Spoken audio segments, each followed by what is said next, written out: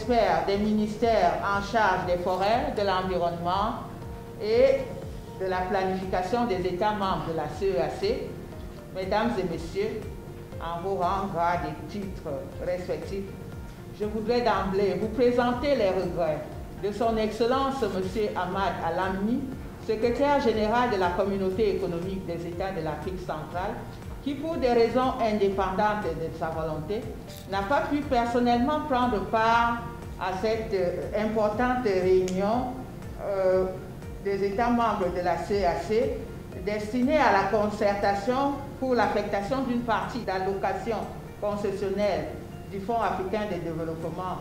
15e phase au financement de la mise en œuvre du programme d'appui à la conservation des écosystèmes d'Afrique centrale par cette cause.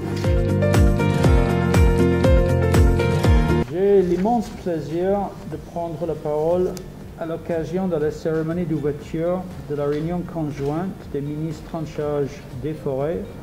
de l'environnement et ceux de la planification des États membres de la CAC sur la concertation pour l'affectation d'une partie de leurs allocations concessionnelles du FAD 15 au financement de la deuxième phase du programme d'appui à la conservation des écosystèmes du bassin de Congo, ACEPCO 2. Ici est de rappeler à votre amiable attention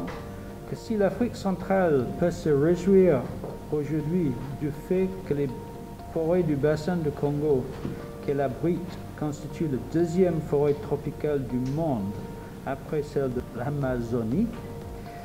et la moins dégradée des trois massifs tropicaux sur la planète, il y a lieu de noter par contre